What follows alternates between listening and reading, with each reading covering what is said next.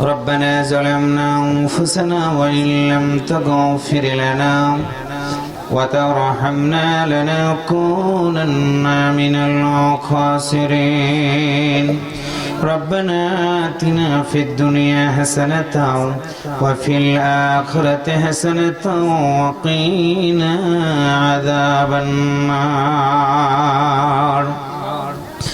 এত সুন্দর করে আল্লাহ মানুষ বানায়া কেমনে দিবা জাহান্নামে ফেলিয়া।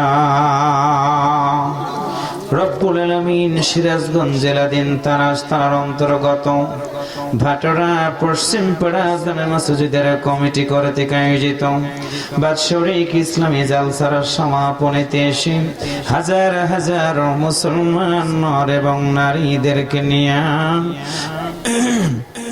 ইয়েতিমের মতো কাঙ্গালের মতো তোমারে দেওয়া দুটি হাত আমরা তোমার দরবারে উঠাইলাম। আল্লাহ তাআলা কত মানুষ ঘুমায় আর জাগে না, কত মানুষ বাড়ি থেকে বের হয় আর বাড়িতে আসতে পারে না। কখনো মনে হয় সেই সময় আমাদের হয়ে যাবে রে মালিক, আজকে তোমার দরবারে ভিক্ষা চাইলাম, প্রতিটি জীবনের গুনাহ খাতাগুলো মাফ করে দিয়ে আমাদের সবাইকে জান্নাতি মানুষের কাতারে তুমি শামিল করে নাও। আল্লাহ তাআলা তাকাই দেখো ময়দানে যারা বসা, কারো দরদের মা বাবা পৃথিবীতে বেঁচে নাই। আল্লাহ মায়ের ওয়াজ করার সময় চোখ পানি মানে না, বাবার কথা বলার সময় চোখের বাতটা ভেঙে যায়। মোনাজাতে হাত উঠাইছি, মায়ের কথা মনে হয়ে গেল, বাবার কথা মনে হয়ে গেল। ও মালিক রে, মা বাবার কবর গুলো তুমি জান্নাতের বাগান বানায় দাও।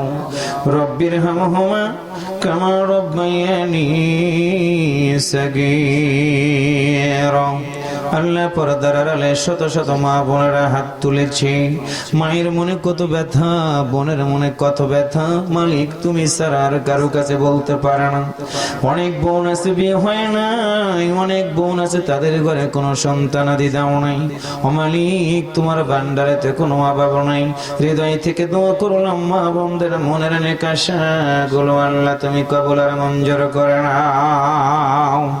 আল্লাহ তাআলা আজকের মাহফিলের সভাপতি আমার ভাই রাকিবুল ইসলাম রিজন ভাইকে কবুল করে নাও, প্রধান অতিথি এমপি মহোদয়কে কবুল করে নাও, বক্তা ভাই আমরুল ইসলাম বুলবুলকে কবুল করে নাও। আল্লাহ মাহফিলটার জন্য যোগাযোগ করেছে এই মসজিদের সম্মানিত ইমাম আমার ভাই আবুল হাশিম আনসারী ভাইকেও তুমি কবুল আর মঞ্জুর করে নাও।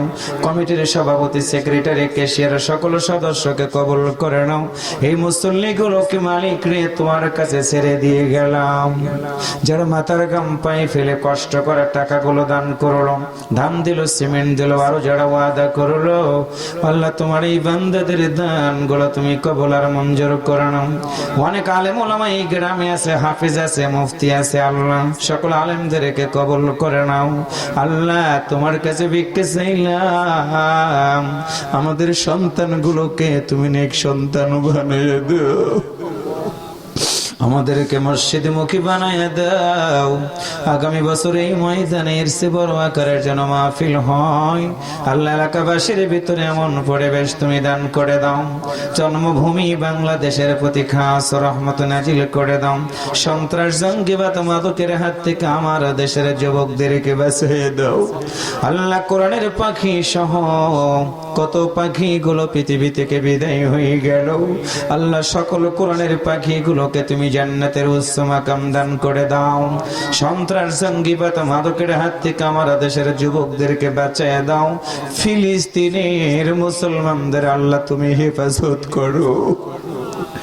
রব্বুল আলামিন যেই বাড়িতে থাকলাম, খাইলাম, বিশ্রাম নিলাম, তাদের প্রতি খাস রহমত নাজিল করে দাও। আল্লাহ আজরাইল কখন আসবে জানি না। আজরাইলের চেহারাটা দেখে মানুষের তৃষ্ণাটা লেগে যাবে। সন্তান পাশে বসবে, আব্বা বলে ডাক দিবে, গলার ভিতরে পানি দিবে, পানিগুলো আর গলার ভিতরে ঢুকবে না, গাল বেবে পানিগুলো গড়ায় পড়বে।